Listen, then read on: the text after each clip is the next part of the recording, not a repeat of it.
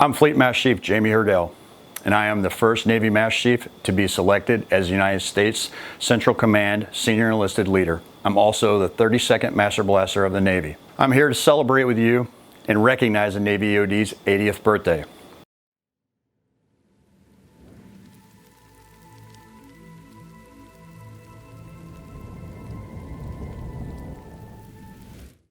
The title of Master Blaster of the Navy and the authorization to wear the gold EOD badge is granted to the longest serving enlisted EOD technician in the Navy. I am humbled to wear the EOD gold badge, as wearing it is a long-standing EOD tradition from our past that I will continue into our future.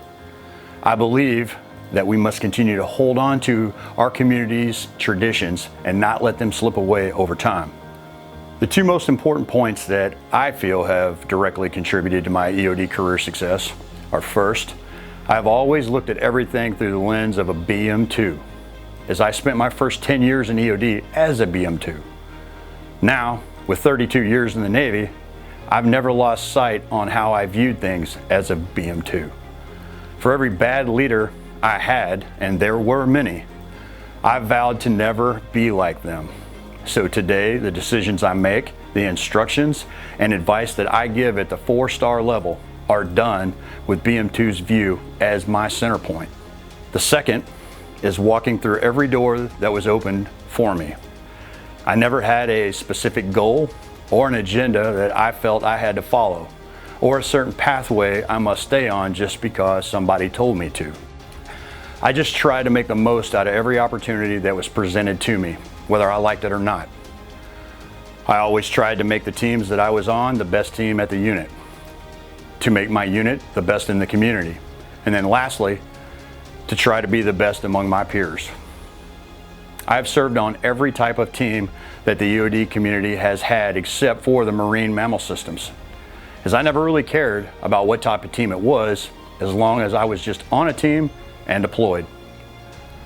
I have seen the role and direction of Navy EOD change many times throughout my 30+ years in the community. My start in EOD was the original Gulf War. Then our training was focused on mine countermeasure clearance operations, unexploded ordnance, and landmine clearance operations. Back then, your goal was to be on an MCM team in those days, as it was commonly accepted that you were top level in the community if you were on one.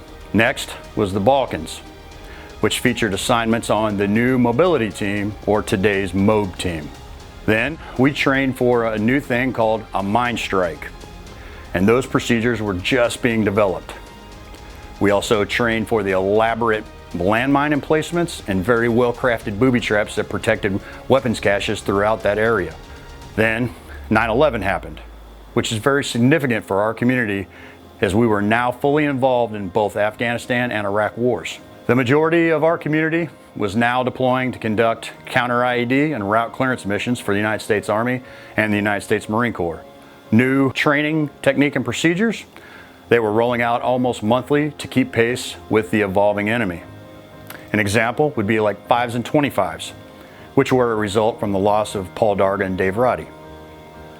Combat shooting skills and ground combat operations were a completely new mission area that the community was struggling to train and adapt to. Diving now took a backseat. Navy divers augmented the few teams that were not conducting route clearance so that we could keep pace with the growing route clearance demand.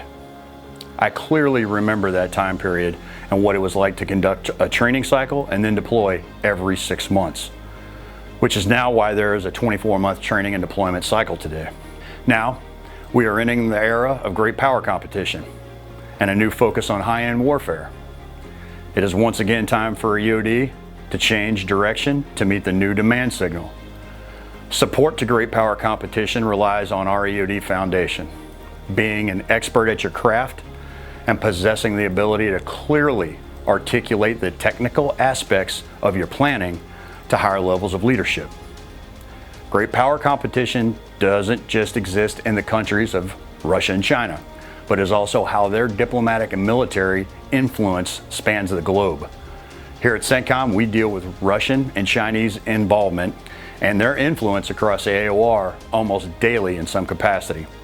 Expeditionary mine countermeasure platoons, the quick response capability of our mobility platoons, and the capability that our explosive labs bring are an invaluable capability for the geographic combatant commander when he is answering questions from the highest levels of the United States government. Since becoming the command senior enlisted leader here at U.S. Central Command, my boss, General McKenzie, or his intelligence officer have sent me many intelligence products that they want my expert opinion on, or to evaluate and explain the how and what exactly happened or how it is depicted in the products that they've sent me. These products are sent from our EOD teams.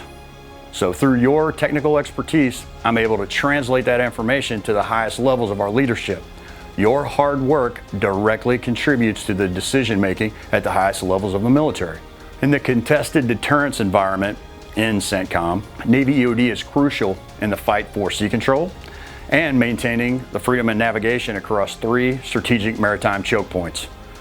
The exploitation of armed UAVs and their lethal munitions, which are used in attacks that happen in the AOR almost daily, provide the ability of attribution for our nation's leadership. As we progress into the future, our capability in expeditionary mine countermeasures and how we shape what our contributions to the new cyber and space domains couldn't be more important at this time. Lastly, I'm proud to be a part of the EOD legacy. I'm proud to serve with the best EOD operators in the world, bar none.